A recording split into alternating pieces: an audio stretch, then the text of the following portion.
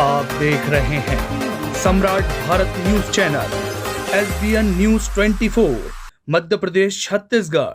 धार जिले के गंधवानी में से कांग्रेस के विधायक और पूर्व वन मंत्री उमंग सिंगार पर रेप केस दर्ज होने के बाद उनकी गिरफ्तारी की कोशिशें तेज हो गई है। उनकी पत्नी के द्वारा ही कद्दावर कांग्रेसी नेता उमंग सिंगार पर शादी का झांसा देकर बलात्कार सहित जान से मारने, अश्लील गालियां देने और दहेज प्रताड़ना जैसे कई गंभीर आरोप लगाए गए हैं, जिसके चलते महिला की रिपोर्ट पर गंधवानी विधायक उमंग सिंगार के खिलाफ बलात्कार सहित प्रताड़ित करने और घरेलू हिंसा की धाराओं में मुकदमा दर्ज किया गया।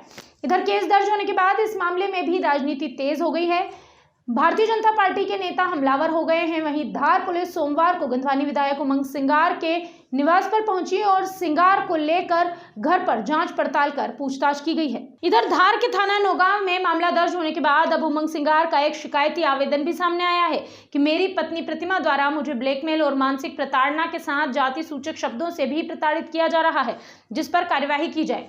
साथ ही आवेदन में यह भी बताया कि 16 अप्रैल 2022 को प्रतिमा के साथ उनका विवाह हुआ था, जिसके बाद से प्रतिमा लगातार उन्हें ब्लैकमेल कर रही है। आवेदन में उमंग सिंगार ने बताया कि उनकी पत्नी प्रतिमा उनसे 10 करोड़ रुपए की मांग कर रही है और नहीं देने पर कैरियर खत्म करने की धमकी दे रही है।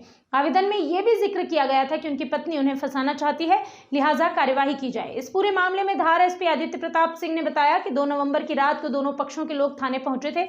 महिला की ओर से आवेदन दिया गया था और कार्यवाही की मांग की गई, परंतु बाद में महिला के द्वारा कार्यवाही नहीं करने के लिए आवेदन दिया गया, लिहाजा कार्यवाही नहीं की गई। वहीं उमंग सिंगार द्वारा दिए गए शिकायती आवेदन पर नौगांव थाने की सील और साइन लगी हुई है। अब ऐसे में सवाल उठता है कि आखिरकार उमंग सिंगार के आवेदन पर क्यों कार्यवाही नहीं की गई। फिलहाल धार एसपी आदित्य प्रताप सिंह जांच की बात कह रहे हैं। तो इस बात का मुझे समझ में नहीं आता कि इस प्रकार की राजनीतिक षड्यंत्र क्यों रचा जाता, और अगर षड्यंत्र रचा जा रहा है तो उन नेताओं को भी कहना चाहता हूं कि इतनी गंदी राजनीति आप लोग मत ना करें। मैं लोगों के साथ खड़ा रहा, गंधवानी में क्षेत्र में ईमानदारी से काम किया करता रहूंगा, ये भी मैं आपको विश्वास दिलाता हूं। और इन जो महिला ने आरोप लगाए हैं, ये ठीक है, निजी हमारा पारिवारिक मामला है, लेकिन इन्होंने क्या सोच के लगाया, इनके पीछे इसकी क्या मंशा है, ये तो यही बता सकती है। कोई व्यक्ति अपने परिवार के व्यक्ति के खिलाफ इस प्रकार के आरोप लगाता तो बड़ा दुख होता है, लेकिन वो हमारी मैं ठीक है, मैं इनका सम्मान करता हूं, लेकिन जिस प्रकार से इन्होंने मुझे मानसिक रूप से प्रताड़ित किया, आर्थिक रूप से प्रताड़ित किया, उसकी भी मैंने आवेदन पुलिस में पहले दिया था। उस पर अभी तक आज तक कोई कार्रवाई नहीं। तो ये प्रताड़ना पिछले 4-6 महीने से झेल रहा था मैं।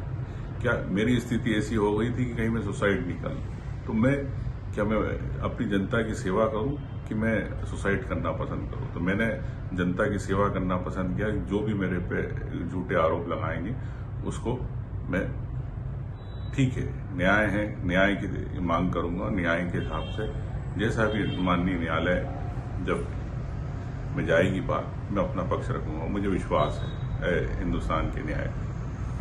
उमंग सिंगार और जो महिला पीड़िता महिला है, दोनों ने क्या 1 माह पूर्व एक आवेदन दिया था? क्या मामला है पूरा? देखिए, इस प्रकरण में 2 नवंबर की घटना है, जिसमें दोनों पक्ष थाने पे आए थे। विवाद होने के बाद जब इनका विवाद हुआ, उसके बाद ये रात को 2 नवंबर को थाने पे आए और उसके बाद महिला ने आवेदन दिया था और उसकी FIR ड्राफ्ट भी की थी। और लेकिन पारिवारिक परामर्श होने के बाद और आपस में बातचीत होने के बाद फिर महिला ने कोई कार्रवाई नहीं करने का जो है लिखित में पुलिस को आवेदन दिया था। उसके बाद दोनों पार्टी थाने से चली गई थी और दोबारा जब शिकायत प्राप्त हुई, उस महिला के दोबारा शिकायत करने के बाद पुलिस ने उसमें इन्वेस्टिगेट किया और मामला पंजीबद्ध किया। उमंग सिंगार ने आरोप लगाया कि उनके आवेदन पर कार्रवाई नहीं की गई, 10 करोड़ की उससे मांग की गई थी, ब्लैकमेल करने की कोशिश की गई थी, और उन्होंने भी आवेदन दिया था उसी दिन। देखिए, थाने पे अभी ऐसा कोई आवेदन अवेलेबल नहीं है और हम इस पक्ष को अभी जांच करा रहे हैं।